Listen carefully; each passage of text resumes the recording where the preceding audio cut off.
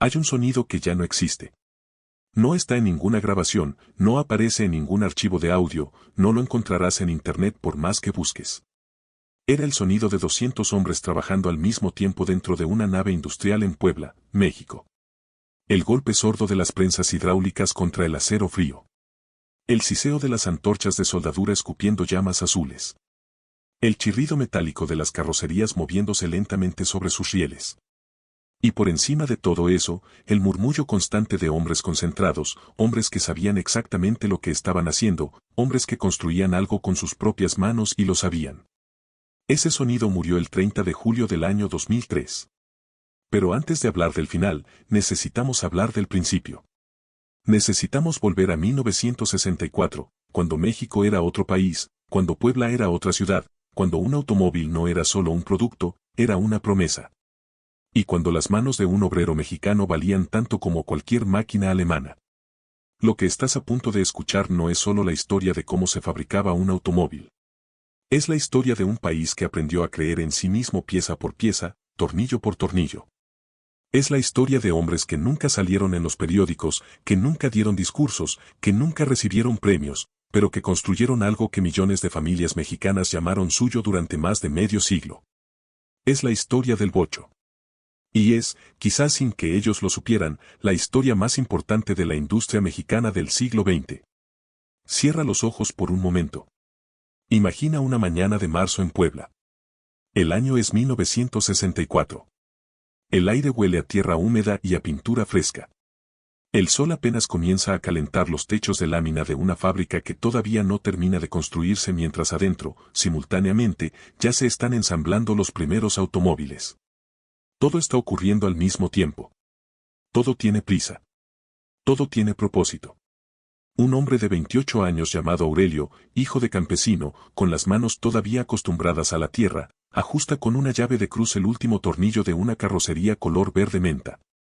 No sabe que ese gesto, ese movimiento exacto de muñeca, lo repetirá más de 80,000 veces a lo largo de su vida. No sabe que ese auto que acaba de terminar rodará por las calles de la Ciudad de México durante 22 años. No sabe que su hijo, años después, aprenderá a manejar en un auto exactamente igual al que él está tocando ahora mismo. Solo sabe que lo hizo bien. Y eso, en ese momento, es suficiente. Bienvenido a un viaje que muy pocos han hecho. Vamos a entrar a esa fábrica. Vamos a ver cada etapa, cada proceso, cada decisión que convertía una lámina de acero frío en el automóvil más querido de la historia de México. Vamos a conocer a los hombres que lo hicieron posible. Y al final, cuando todo termine, vas a entender por qué miles de personas lloraron el día que el último bocho salió de la línea de producción. Porque no estaban llorando por un auto. Estaban llorando por todo lo que ese auto representaba.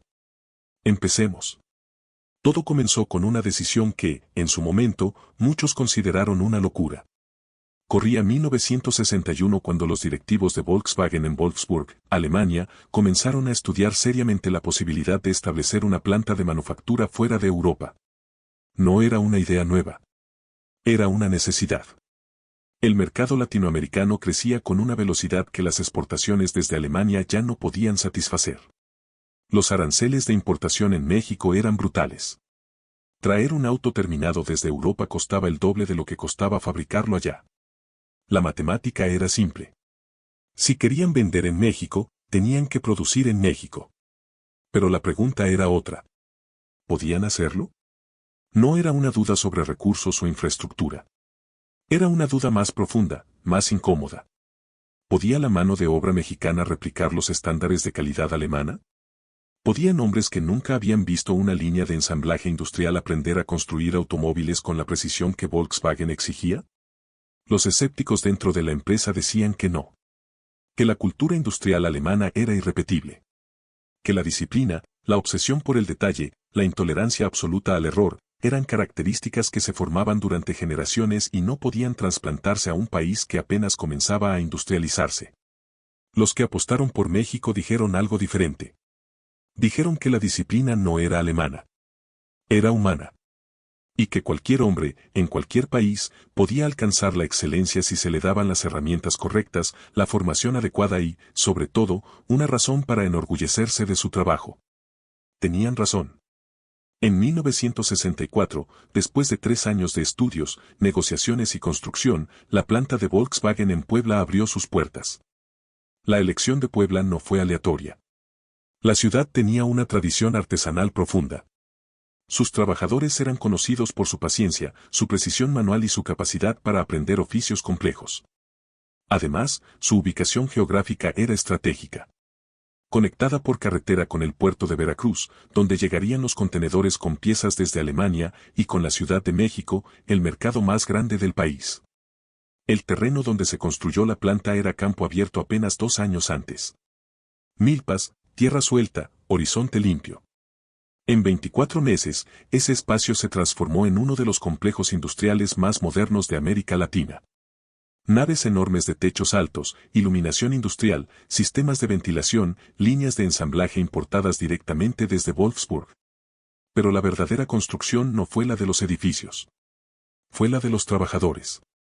Los primeros 500 empleados de la planta llegaron sin experiencia automotriz. Muchos venían del campo. Otros eran artesanos, albañiles, mecánicos de bicicletas.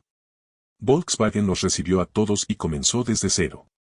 Durante meses, antes de que una sola carrocería entrara a la línea de producción, esos hombres fueron entrenados por ingenieros alemanes que hablaban poco español y que se comunicaban principalmente con las manos. Con demostraciones, con repetición. Así es como se dobla el metal. Así es como se suelda sin dejar costuras. Así es como se aprieta un tornillo, ni más ni menos. Y los mexicanos aprendieron. Rápido.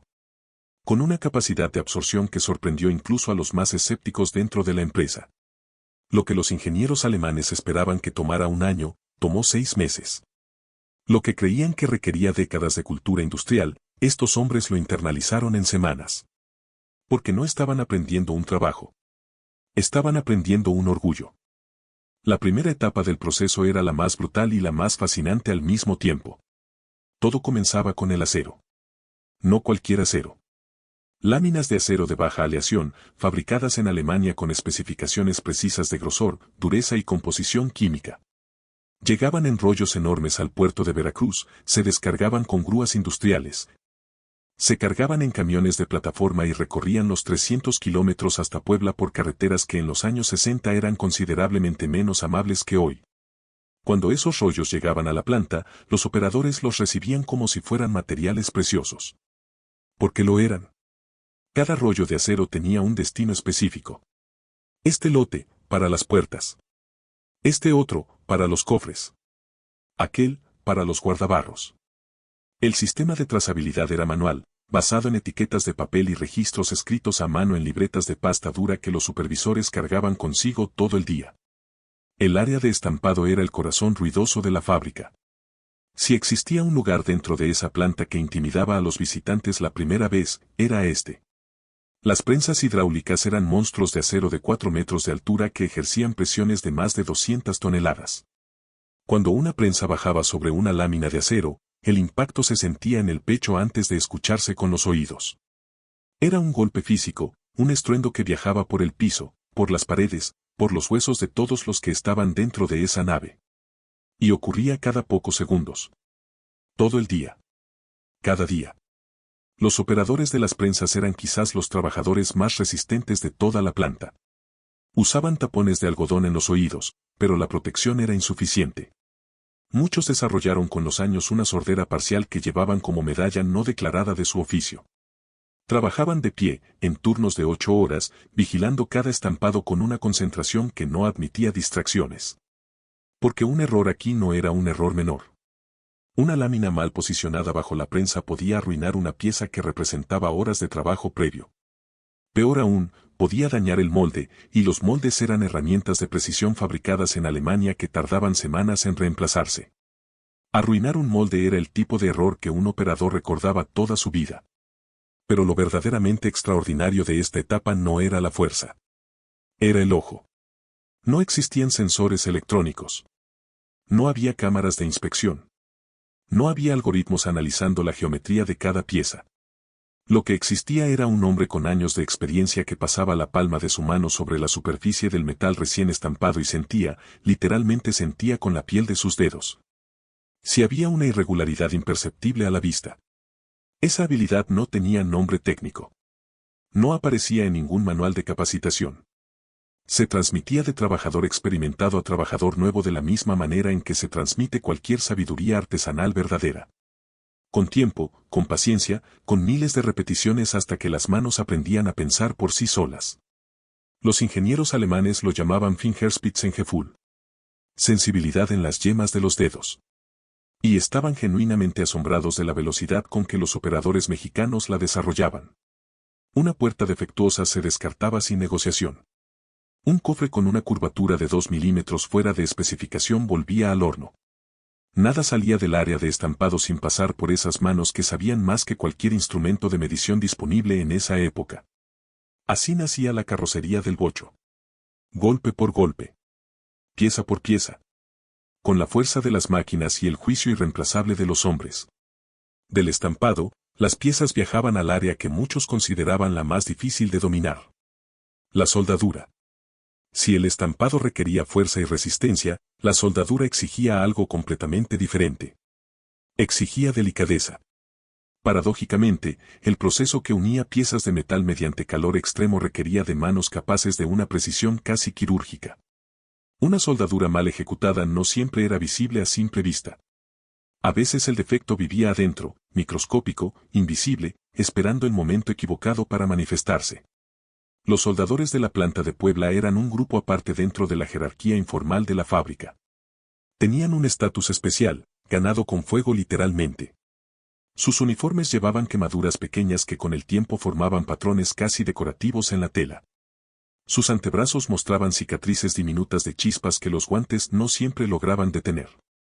Llevaban gafas de cristal oscuro que les daban un aspecto extraño, casi alienígena, dentro de la nave iluminada. Pero cuando sostenían una antorcha, eran artistas. Las antorchas de gas acetileno producían llamas que alcanzaban los 3000 grados centígrados. A esa temperatura, el acero no se derrite dramáticamente como en las películas. Se vuelve maleable, dúctil, receptivo. El soldador experimentado reconocía el color exacto que debía tener el metal para aceptar la unión. Un naranja demasiado claro significaba temperatura insuficiente. Un blanco brillante significaba exceso de calor. El punto exacto era un naranja profundo, casi rojo, que duraba apenas segundos antes de cambiar. En esos segundos, el soldador actuaba. El movimiento de la antorcha era un arco suave, constante, sin pausas. Demasiado lento y el calor se acumulaba en un punto, debilitando el metal. Demasiado rápido y la unión quedaba superficial, frágil, destinada a fallar. La velocidad correcta era una memoria muscular que vivía en el brazo del soldador, no en su cabeza. Pensar demasiado en ello era precisamente lo que arruinaba la técnica. Los ingenieros alemanes realizaban inspecciones aleatorias que incluían cortes transversales de soldaduras completadas. Con una sierra fina, cortaban literalmente por la mitad una unión terminada y la examinaban bajo lupas de alta potencia buscando porosidad, inclusiones, grietas internas. Si encontraban un defecto, todo el trabajo de ese soldador en las últimas horas se revisaba completo. No era un castigo. Era un estándar. Los soldadores mexicanos respondieron a esa exigencia de una manera que nadie anticipó. En lugar de resentirla, la adoptaron como propia. Comenzaron a competir entre ellos informalmente, comparando la calidad de sus soldaduras, desafiándose mutuamente a lograr uniones cada vez más perfectas. Lo que Volkswagen había introducido como control de calidad, los trabajadores lo transformaron en orgullo colectivo. Había un soldador llamado Don Fortino, un hombre de Atlixco que llegó a la planta en 1966 con 32 años y ninguna experiencia industrial previa. 12 años después, los ingenieros alemanes lo llevaban a mostrar su técnica a trabajadores nuevos como ejemplo de lo que era posible lograr. Sus soldaduras eran indistinguibles de las realizadas por las máquinas automáticas que Volkswagen usaba en Europa. Nadie le enseñó a Don Fortino a soldar así. Nadie podía enseñarle eso. Él lo construyó dentro de sí mismo, repetición tras repetición, turno tras turno, año tras año. Eso era lo que Volkswagen había traído a México. No solo una fábrica. Una escuela sin salones. Después de la soldadura, la carrocería llegaba a un punto de no retorno. Era el momento en que dejaba de ser un conjunto de piezas unidas y comenzaba a convertirse en algo reconocible. La silueta del bocho, Esa forma que décadas después sería icónica en todo el mundo, comenzaba a aparecer entre las cadenas y los ganchos de la línea de producción. Redonda, compacta, con esa personalidad visual que ningún otro automóvil ha logrado replicar jamás. Pero antes de que ese cuerpo pudiera recibir su color, tenía que sobrevivir algo que los trabajadores llamaban simplemente el baño. El tratamiento anticorrosivo era, en términos técnicos, uno de los procesos más importantes de todo el ensamblaje. En términos visuales, era uno de los más hipnóticos. Las carrocerías desnudas, grises, sin pintura, descendían lentamente mediante sistemas de cadenas y poleas hacia tanques rectangulares de varios metros de profundidad llenos de una solución de fosfato de zinc. El descenso era deliberadamente lento. La carrocería tenía que sumergirse de manera que el líquido penetrara cada cavidad, cada hendidura, cada espacio entre paneles donde el óxido tendría su mejor oportunidad de aparecer en el futuro. Los trabajadores que operaban esta sección de la planta tenían un trabajo que desde afuera parecía casi contemplativo. Supervisaban el descenso de las carrocerías, verificaban los tiempos de inmersión con relojes de pared enormes colgados sobre los tanques, controlaban la temperatura y concentración química de la solución mediante pruebas manuales que realizaban varias veces por turno. La química no perdonaba imprecisiones. Una solución demasiado concentrada atacaba el metal en lugar de protegerlo. Una temperatura incorrecta comprometía la adherencia del fosfato. El margen de error era estrecho y los parámetros se registraban meticulosamente en bitácoras que los supervisores revisaban al inicio de cada turno. Una carrocería correctamente tratada con fosfato de zinc podía resistir la corrosión durante décadas, incluso en climas húmedos y salinos como los del Golfo de México. Eso no era un accidente. Era química aplicada con disciplina. Después del fosfato venía el sellador de costuras. Trabajadores con pistolas de aplicación manual recorrían cada unión de la carrocería depositando un cordón de sellador de goma que evitaría que el agua penetrara entre los paneles. Este trabajo requería experiencia visual acumulada. El operador tenía que reconocer cada costura, cada punto de soldadura, cada junta potencialmente vulnerable, y cubrirla con exactamente la cantidad correcta de sellador. Demasiado poco y el agua eventualmente encontraría su camino. Demasiado y el exceso quedaría visible bajo la pintura, arruinando el acabado. Luego llegaba lo que los trabajadores esperaban con más anticipación. El color. La cabina de pintura era otro mundo dentro de la fábrica. El ruido de las prensas y las soldaduras quedaba atrás. Aquí el sonido dominante era el susurro neumático de las pistolas de pintura y el zumbido suave de los extractores de aire. El olor era penetrante, químico, una mezcla de solventes y pigmentos que se adherían a la ropa, al cabello, a la piel, y que los trabajadores llevaban consigo de vuelta a casa cada noche. En los años 60, la paleta del bocho era limitada pero memorable. Cada color tenía su propio carácter. El azul cielo era el más popular entre las familias. El verde menta lo elegían los médicos y los profesionistas, por alguna razón que nadie supo explicar nunca con certeza. El rojo fuego era para los jóvenes, para los que querían ser vistos. El beige arena era el color de los comerciantes, de los hombres prácticos. Y el gris ratón, sobrio, discreto, era el favorito de los burócratas y los funcionarios. 3 capas mínimas. A veces 4. Cada capa secaba bajo lámparas incandescentes antes de recibir la siguiente. El proceso completo tomaba horas. Nadie lo apresuraba. La paciencia de los pintores era legendaria dentro de la planta. Con la carrocería pintada y seca, comenzaba la etapa que más trabajadores consideraban la verdadera alma del proceso. La línea de ensamblaje final. Si el área de estampado era el corazón ruidoso de la fábrica, la línea de ensamblaje era su sistema nervioso. Todo convergía aquí. Cada pieza fabricada en otras secciones de la planta, cada componente llegado desde Alemania, cada elemento del automóvil encontraba aquí su lugar definitivo. Y lo hacía a un ritmo que en términos modernos parece absurdamente lento, pero que en esa época era considerado eficiente. 2 metros por minuto. La línea avanzaba 2 metros por minuto. Una velocidad que permitía caminar junto a ella sin esfuerzo. Que permitía a cada trabajador completar su tarea específica con tiempo suficiente para hacerla bien antes de que la carrocería se alejara hacia la siguiente estación. La primera estación instalaba el cableado eléctrico. Metros y metros de cables de colores que recorrían el interior de la carrocería como un sistema circulatorio. Los electricistas de esta estación tenían quizás el trabajo más mental de toda la línea. No podían consultar diagramas en pantallas digitales porque esas pantallas no existían.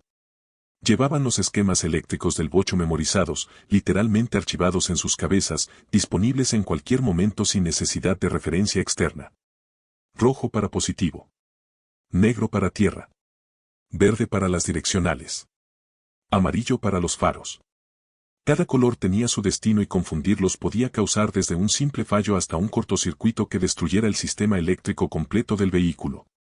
Los electricistas trabajaban con una velocidad que impresionaba a los visitantes. Sus manos encontraban los puntos de conexión sin mirar, como pianistas que tocan de memoria. Pasaban los arneses de cables por las cavidades de la carrocería con movimientos fluidos que combinaban fuerza y delicadeza. Conectaban terminales, ajustaban sujetadores, verificaban continuidad con pequeños instrumentos analógicos que llevaban en el bolsillo del overol. Un electricista experimentado podía cablear un bocho completo en 40 minutos. La siguiente estación instalaba el tablero. El tablero del bocho era una joya de filosofía minimalista aplicada al automóvil. Un velocímetro. Un medidor de combustible. Una luz de aceite. 3 controles. Eso era todo. No porque Volkswagen no pudiera hacer algo más complejo, sino porque había tomado una decisión filosófica deliberada, darle al conductor exactamente lo que necesitaba y nada más. Cada elemento innecesario era un elemento que podía fallar. Cada componente adicional era peso extra, costo extra, complejidad extra. El tablero se insertaba desde el frente de la carrocería con un movimiento preciso que requería 2 personas coordinadas. Uno sostenía desde adentro, el otro empujaba desde afuera. Los clips metálicos de fijación hacían un sonido específico cuando encajaban correctamente, un clic limpio y definitivo que los instaladores reconocían sin necesidad de verificación visual. Luego venían los asientos. Simples, funcionales, sorprendentemente cómodos para su época. Estructura metálica soldada, resortes de espiral, funda de vinilo en el color de la carrocería o en negro estándar. 2 operarios levantaban cada asiento, lo posicionaban sobre sus rieles de piso y lo fijaban con 4 tornillos. El torque de apriete era específico y los trabajadores lo conocían en sus muñecas. Demasiado apretado fracturaba el riel. Demasiado flojo y el asiento se movía. El punto exacto era una sensación. Siempre una sensación. Llegábamos entonces al momento que los propios trabajadores consideraban el más sagrado de todo el proceso. El matrimonio. Así llamaban, sin ironía, sin afectación, al instante en que el motor se unía a la carrocería. El matrimonio del motor con el chasis. Y el término no era casual ni poético por accidente. Había en ese momento una dimensión de permanencia, de unión definitiva, que los trabajadores sentían genuinamente cada vez que lo presenciaban, aunque lo hubieran visto miles de veces. El motor del bocho era una obra maestra de ingeniería contracultural. Mientras el resto de la industria automotriz avanzaba hacia motores más grandes, más complejos, más potentes, Volkswagen apostaba por la filosofía opuesta. 4 cilindros. Refrigeración por aire, eliminando el radiador y todo el sistema de agua que representaba una fuente constante de problemas. Posición trasera, sobre el eje trasero, mejorando la tracción y simplificando la mecánica frontal. Era un motor que cualquier mecánico con herramientas básicas podía entender completamente. Y eso era exactamente la intención. En la planta de Puebla, el ensamblaje del motor era un proceso separado que ocurría en paralelo a la línea principal. Un equipo especializado de mecánicos construía cada motor desde cero en una célula de trabajo propia. El bloque de aluminio llegaba desde Alemania en los primeros años, y los mecánicos lo recibían como se recibe algo valioso. Con respeto. Los pistones se pesaban individualmente en balanzas de precisión. No podían variar entre sí más de 1 gramo. Un desbalance mayor causaría vibraciones que con el tiempo destruirían los cojinetes. Los técnicos anotaban el peso de cada pistón en una hoja de registro y los emparejaban con sus cilindros correspondientes de manera que el balance del conjunto fuera perfecto. El cigüeñal se instalaba con rodamientos de precisión que llegaban en cajas individuales con especificaciones marcadas en alemán. Cada rodamiento se lubricaba a mano con una cantidad específica de grasa antes de su instalación. Ni más ni menos.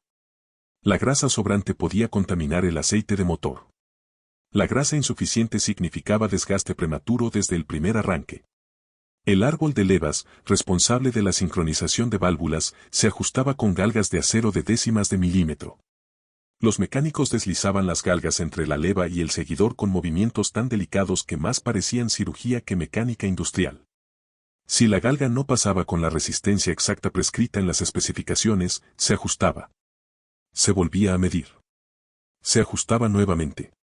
Este proceso podía repetirse 20 veces para un solo ajuste. Nadie se impacientaba. Una vez ensamblado, cada motor pasaba por la prueba en banco. 15 minutos corriendo a diferentes regímenes de revoluciones mientras técnicos escuchaban con la misma atención que un médico usando un estetoscopio.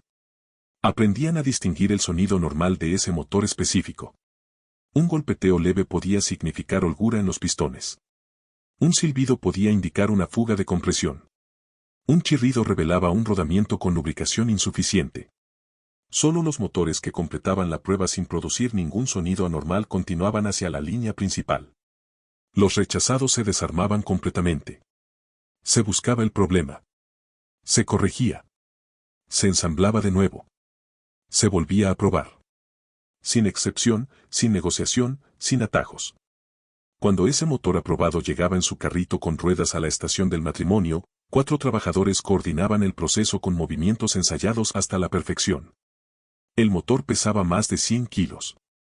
Subirlo, posicionarlo, alinearlo con los soportes traseros del chasis requería fuerza, coordinación y comunicación instantánea. Se usaba un lenguaje propio. Señas. Palabras cortas. Un código de trabajo desarrollado dentro de esa planta que nadie enseñó formalmente pero todos aprendieron. Cuando los 4 tornillos principales quedaban apretados al torque correcto, uno de los trabajadores golpeaba suavemente el costado del motor con la palma abierta. Era una señal. Una confirmación. Un saludo. El matrimonio estaba consumado. Después del matrimonio, el bocho comenzaba a tomar vida propia. Ya no era una carrocería pintada esperando su corazón. Ya era un vehículo con motor, con transmisión, con sistema de escape. Ya tenía columna vertebral y músculo. Lo que faltaba eran los sentidos, los sistemas que le permitirían interactuar con el mundo y con el conductor que algún día tomaría ese volante. Las llantas llegaban premontadas sobre sus rines desde un área separada de la fábrica donde otro equipo especializado realizaba el balanceo. En los años 60, el balanceo de llantas era un proceso completamente manual. El técnico montaba la llanta en un eje giratorio horizontal, la hacía girar y observaba el comportamiento. Si vibraba, si el eje oscilaba, añadía pequeños contrapesos de plomo que golpeaba con un martillo sobre el borde del rin hasta lograr una rotación perfectamente estable. Era un trabajo que requería ojo y oído simultáneamente. Ver la vibración y escuchar el cambio en el sonido de rotación cuando los pesos estaban correctamente distribuidos. Una llanta mal balanceada no era solo un problema de comodidad. A velocidades de carretera podía causar desgaste irregular que destruiría la llanta en pocos meses. Peor aún, podía transmitir vibraciones al sistema de dirección que fatigaban los componentes y comprometían la seguridad. Los operarios instalaban cada rueda con 5 birlos apretados en una secuencia específica. No en círculo, sino en estrella, saltando de un birlo al opuesto. Esta secuencia garantizaba que el rin quedara perfectamente centrado sobre el cubo. Apretarlos en círculo podía causar una ligera excentricidad que a velocidad se magnificaba. Este conocimiento tampoco estaba en ningún manual disponible en la planta. Era tradición mecánica transmitida de generación en generación. Cuando las 4 ruedas quedaban instaladas y el auto descendía de los rieles sobre sus propias llantas por primera vez, ocurría algo que los trabajadores de la línea describían como un momento especial. El automóvil tocaba el suelo. Adquiría peso real, presencia física. Dejaba de ser un objeto suspendido en el aire industrial de la fábrica y se convertía en algo que pertenecía al mundo horizontal, al mundo de las calles y las carreteras. Los vidrios se instalaban con una mezcla de habilidad y nervio. El parabrisas curvo del bocho era una pieza grande y frágil que debía encajar en su marco con precisión milimétrica. Se aplicaba un cordón de adhesivo de poliuretano alrededor del marco, luego 2 trabajadores levantaban el parabrisas y lo posicionaban con movimientos simultáneos y coordinados. Una vez en su lugar, no había segunda oportunidad. El adhesivo comenzaba a actuar inmediatamente. Los vidrios de las ventanas laterales se operaban mediante pequeñas manivelas giratorias de diseño elegante para su época. El mecanismo interior era simple, engranajes pequeños conectados a un riel metálico que subía y bajaba el vidrio. 100.000 ciclos de apertura y cierre sin falla. Esa era la especificación. Y se cumplía. El volante se atornillaba a la columna de dirección con una tuerca central que requería una llave de corona específica. En el centro del volante, el logo de Volkswagen, una V y una W entrelazadas dentro de un círculo. Ese símbolo que representaba no solo una marca alemana, sino algo que con el tiempo se volvería mexicano de una manera que nadie anticipó. Los espejos retrovisores, de metal cromado auténtico, se ajustaban desde el interior mediante palancas. El espejo central se fijaba al parabrisas con un adhesivo especial. Los exteriores se atornillaban a las puertas. Todo metal, todo cromado, todo real. Nada de plástico pintado de plateado. Nada de simulaciones. El control de calidad en la planta de Puebla no era un departamento. Era una religión. No existía en esa fábrica la figura del trabajador que hacía su parte y dejaba los problemas para que alguien más los descubriera después. Cada obrero era simultáneamente productor e inspector de su propio trabajo. Pero además de esa autoexigencia individual, existía un sistema formal de verificación que ningún vehículo podía evadir. El primer filtro era la inspección visual estática. Un equipo de 3 personas, 2 mexicanos y un supervisor alemán en los primeros años. Recorrían cada centímetro de la carrocería bajo luces especiales diseñadas para revelar imperfecciones que la iluminación normal ocultaba. Estas luces se colocaban en ángulos rasantes que hacían que cualquier irregularidad en la superficie de pintura proyectara una sombra reveladora. Una gota de pintura mal aplicada. Una burbuja de aire atrapada bajo el esmalte. Un rayón microscópico producido durante el ensamblaje. Cualquier defecto que midiera más de medio milímetro recibía una marca de cinta adhesiva amarilla. El amarillo era el color del problema en esa planta. Un auto cubierto de cintas amarillas regresaba al área de pintura o al área correspondiente para corrección. No importaba cuántas horas de trabajo representara ese retroceso. No importaba qué significara retrasar la producción del día. La calidad no cedía ante el calendario. Había supervisores mexicanos que con el tiempo desarrollaron un nivel de exigencia que igualaba y en algunos casos superaba el de sus colegas alemanes. Estos hombres habían internalizado tan profundamente los estándares de Volkswagen que los habían hecho propios. Ya no era la exigencia de un patrón extranjero la que los motivaba. Era su propio orgullo el que no les permitía dejar pasar un defecto. Después de la inspección visual venía la verificación mecánica. Un técnico de encendido se acercaba al vehículo con una llave en la mano y realizaba el primer arranque del motor. Este momento nunca perdió su carácter especial, sin importar cuántas veces lo había presenciado cada trabajador. El giro del motor de arranque. La primera explosión en los cilindros. El momento en que el motor tosía, farfullaba y finalmente cobraba vida con ese sonido áspero y característico que el bocho compartiría con todas las generaciones que lo conocieron. El técnico escuchaba. Verificaba temperatura, presión de aceite, comportamiento del carburador en ralentí. Probaba la transmisión pasando por cada velocidad con el vehículo frenado. Probaba el embrague verificando que el punto de acoplamiento fuera correcto. Probaba los frenos, las luces, las direccionales, el limpiaparabrisas, el claxon. Todo en secuencia. Todo documentado en una hoja de verificación que al final firmaba con su nombre. Esa firma era una declaración personal de responsabilidad. Luego venía la prueba definitiva. La pista. 3 kilómetros de circuito dentro de las instalaciones de la planta que incluían todas las superficies y situaciones que un automóvil podía encontrar en las calles mexicanas. Asfalto liso para verificar comportamiento a velocidad. Adoquín para evaluar la solidez de la carrocería y la efectividad de la suspensión. Topes pronunciados para probar amortiguadores. Curvas cerradas para verificar la dirección. Una pendiente empinada para comprobar que el motor tenía potencia suficiente. El piloto de pruebas no era un corredor de autos. Era un mecánico experimentado que conocía cada sonido, cada sensación, cada comportamiento esperado de ese modelo específico. Su trabajo era detectar desviaciones de lo normal. Y estaba entrenado para detectarlas con cualquiera de sus sentidos. Un crujido en la suspensión al pasar el tope. Una vibración en el volante a 80 kilómetros por hora. Un olor extraño que podía indicar una fuga de aceite tocando el escape caliente. Un comportamiento irregular en las frenadas de emergencia. Cualquier anomalía detenía la prueba. El auto regresaba al taller. Se identificaba el problema. Se corregía. Se volvía a probar desde el principio. Volkswagen prefería perder un día de producción antes que permitir que un automóvil defectuoso saliera de sus instalaciones. Esa no era una política escrita en un manual. Era una convicción. El 30 de julio del año 2003, el último Volkswagen sedán fabricado en México salió de la línea de producción de la planta de Puebla. Era de color azul cielo.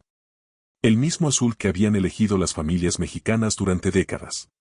El azul de los cielos de Puebla en las mañanas de febrero cuando el aire es limpio y frío y la luz tiene esa calidad particular que hace que todo parezca más real, más presente, más vivo.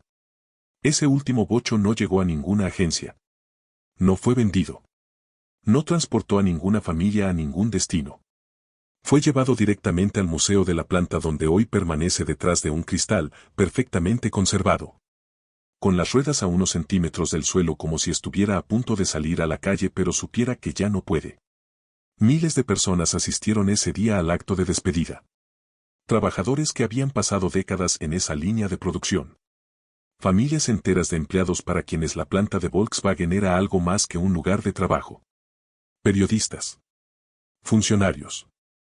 Curiosos que simplemente sentían que estaban presenciando el final de algo importante aunque no pudieran articular exactamente qué.